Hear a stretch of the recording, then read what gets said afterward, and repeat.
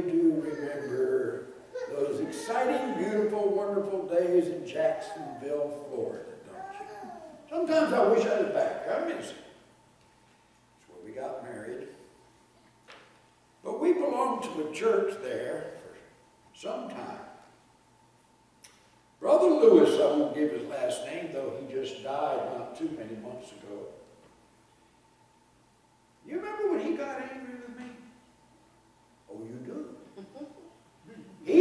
Can you believe me, nice little church member me, the pastor got angry with me.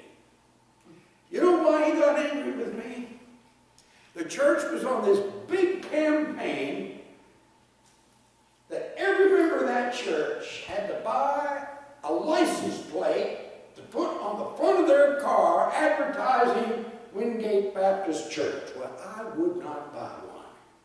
Didn't want one. Not going to put one on my car. Maybe I was rebellious and unkind and loving and all of that, yes, but I didn't really like to do that kind of witnessing. I'm just not the bumper sticker type, okay? I'm not the license plate type. I don't really feel that, now maybe it does do it. I suppose it brought hordes of people into that church. I don't know, it may have. That's not my style, and I don't really, now this is me, just me, I don't think it's Jesus' style. I don't think that's the best way to get through to the lost world. In fact, I think that people laugh at it and it repels them.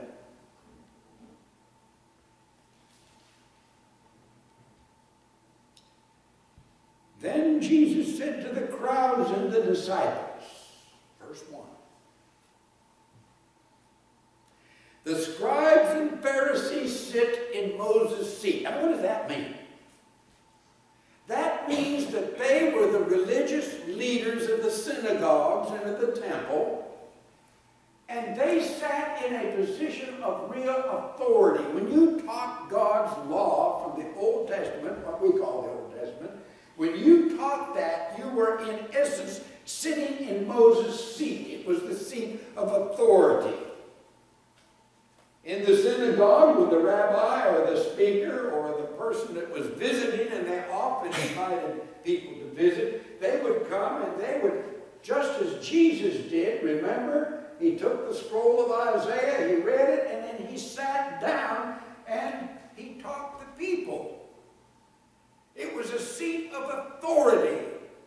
It was a seat of respect. And when you sat in that seat, you listened up. Because that was God speaking through that person in their views. And Jesus says, these scribes and Pharisees, scribes are those who study the Word, study the meaning of it, write the commentaries on it, and the Pharisees were the keepers of the law and made sure everybody did the do's and don'ts of Moses. He says those scribes and Pharisees, they sit in Moses' seat. And because of that, because of their respect, because of their position, because of their authority, because it is a God-given authority, Jesus is saying, they sit in Moses' seat, so do and observe what they tell you. There's a good word for you. We preach a whole sermon on that. Do whatever the preacher sits here and tells you to do. If he is speaking from God's Word, you're supposed to do it. But observe what they tell you, but not the works they do. For they preach and do not practice. They tie up heavy burdens hard to bear, and they lay them on other people's shoulders, but they themselves are not willing to move them with their finger. They do all their deeds to be seen by others. For they make their phylacteries broad and their fringes long. I trust from the bulletin you can understand what that is. I'm not going to go into a long discourse about what phylacteries are pouches that they would wear on their forehead and wear on their wrists, bound. And it was a constant reminder to them that they were to obey Moses' law. It'd be like you walked around all the time with the New Testament in your pocket. There's one in your dashboard of your car, your truck. Everywhere you go, you take it with you to constantly remind you. Don't know that we need that, but they believed in that.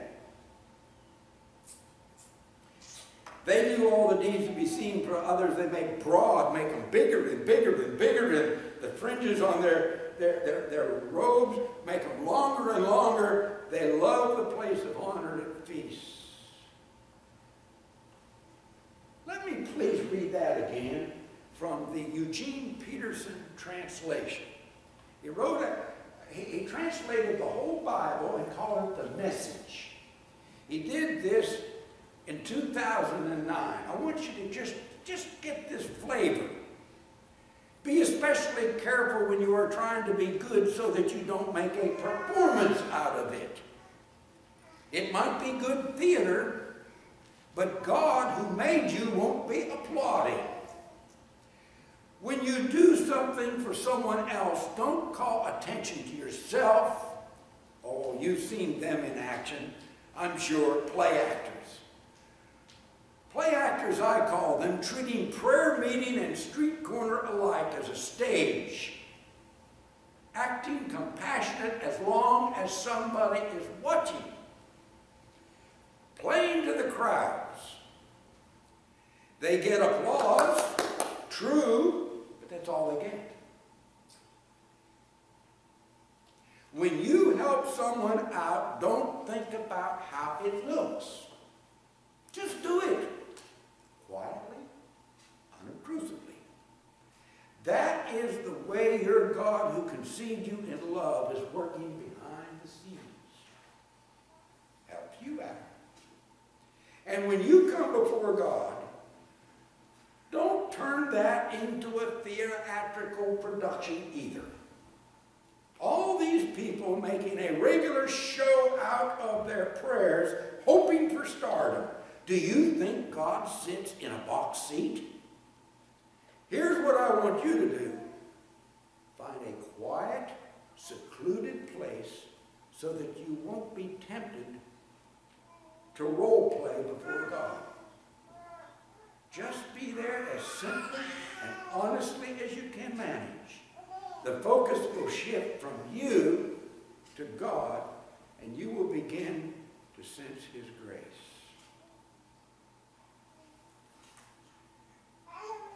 It was written in 1929, but has anybody here read the book Magnificent Obsession? Anybody's heard of the book?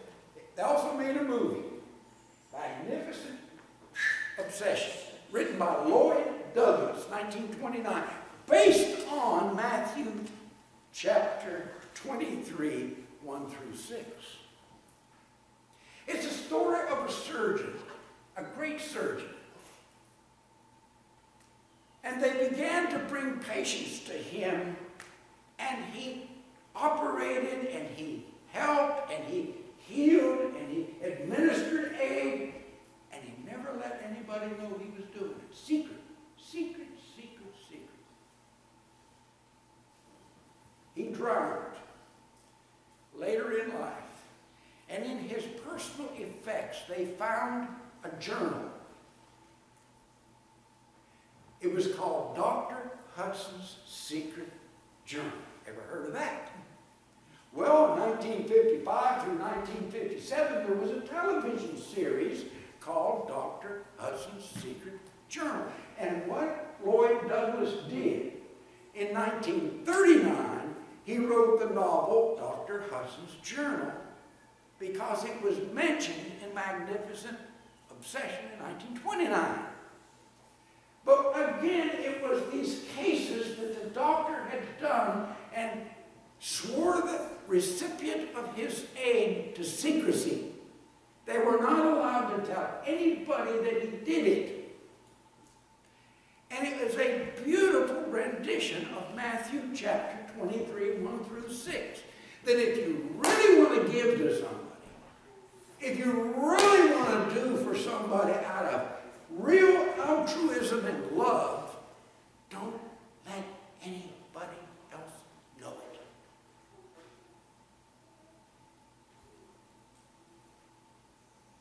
That is a beautiful thought if you can really grasp it.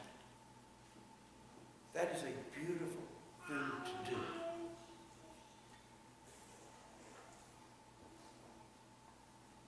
Jesus is saying real religion is not a license plate and it's not a bumper sticker. Real religion is secret love to other people. They know it, yes. They know it, but no one else. You should have a covert religion, not an overt religion. Let your faith be worked out in privacy and in secrecy. It's not done to blow a trumpet and let other people know. My goodness. You remember the story of the widow's mite. The last time Jesus was in the temple. He saw these wealthy people going and they put that money. They had a big horn up there. Boy, there's an idea. Offering plate is a big horn, metal. Oh yes, metal. So you can hear if it's paper or if it's coins. That's a great idea. We should have offering plates made out of nothing but just metal, so that you'll know if somebody's just putting in coins or they're putting in soft stuff. That's good. But they would walk up to the front and they would put that in that trumpet and they would blow their trumpet like, look at me, look at what I'm doing, look at my... And then this little old lady, well, I don't know how little she was, but she comes up there, slips up there, puts it in, and Jesus noticed it. He saw it, and he commended it, and he said, she gave more than all the rest. And it's not just because it was all she had, it was the manner, the attitude, the spirit, the secrecy in which she did it. Beautiful thought. Our religion needs to be covert, inside, not where everyone can see it. There is a sanctity in secrecy. The religion is not to be a show-off religion, it's to be a show-me religion. Did you ever read through the Gospels and note how many times Jesus would heal someone or help someone? And he'd tell them, don't go tell anybody. Don't tell anybody. Many times he did. I'll just give you two examples from Luke. In Luke chapter 5, a leper comes to him, and he says, if you really want to, Jesus, you could heal me. I know you could. Jesus says, do I want to? Oh, of course, I want to. I will. Lord, if you will, you can make me clean. And Jesus stretched out his hand and touched him and said, I will be clean. And immediately the leprosy left him, and he, Jesus, charged him, the former leper, and he charged him to tell no one. Secret. Shh. Secret. Luke chapter 8. Little girl. She dies. It's a terrible thought about a child dying. And everybody's weeping and wailing and pulling out their hair, tearing their clothes and grieving over her. Jesus goes into the home, makes everyone else get out.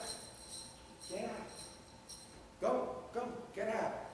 Just Peter, James, and Andrew can come in. Everyone else out, and the parents.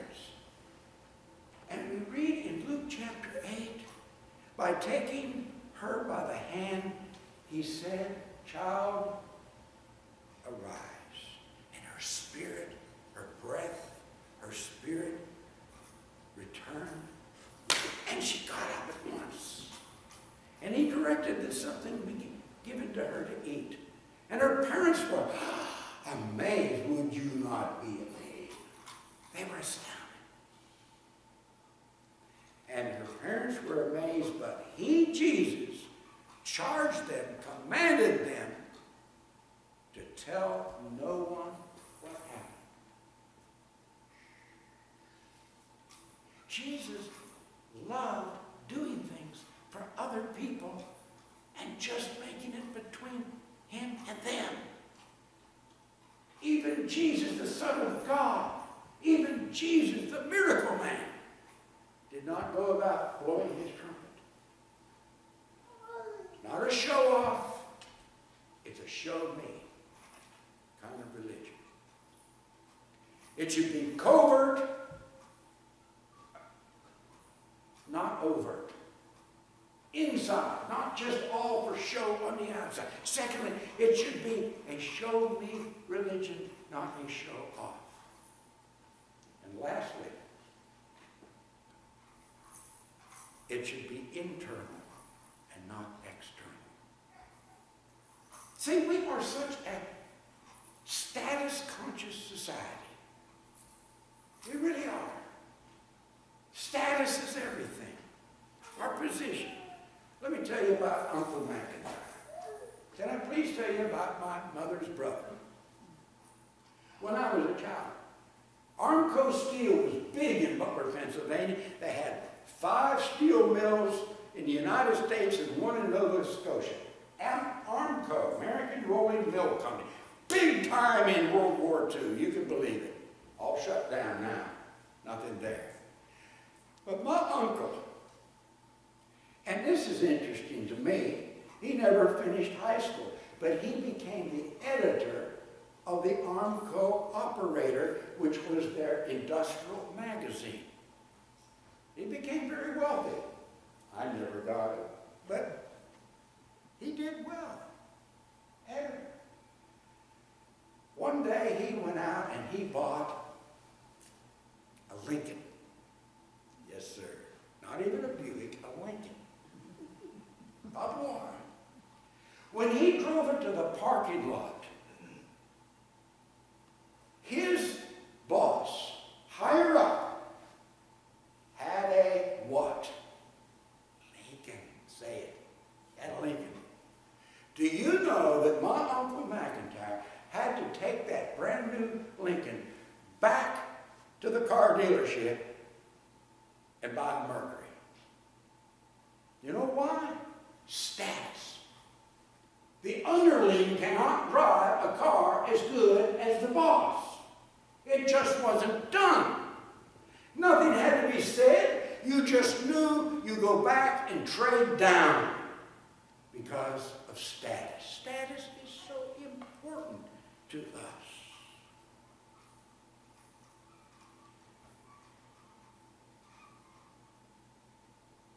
Jesus is saying, it's what's inside of you, not what's on the outside. Doesn't matter what the community thinks of you. It doesn't matter if you're standing on the street corners praying so that they know that you're a great prayer, or that you're behind a pulpit preaching so that they know you're a great preacher. No, that's not important. Secrecy within.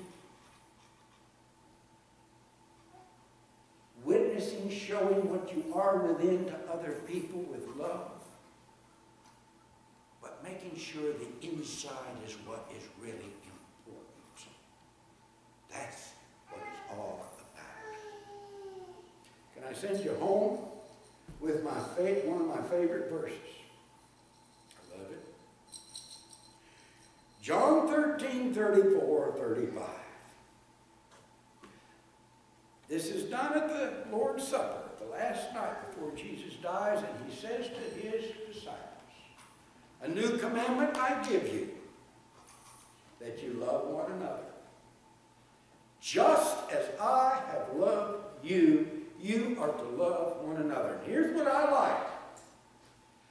By this, all people will know that you are my disciples if you have love for one another. You can just forget praying in public. You can just forget speaking in tongues. You can just forget your gold stars on your Sunday school record card. You can just forget how much you put in the plate. You can forget all of that. You can leave the license plate of Wingate Church off of your car. You can tear the bumper sticker, honk if you love Jesus, off. You can just do without all of that. There's only one way people know you are saved: loving one another. Your love's the only thing that matters. Your loving us and our loving you is the only thing that really counts. So forget church membership, baptism, and all that other. Forget it all for right now. How do I know you're saved? You love like Jesus loves. How do you know your preacher's saved? Not sermons. Lost people can preach sermons. Did you know that? Some have. How do you know your preacher's saved?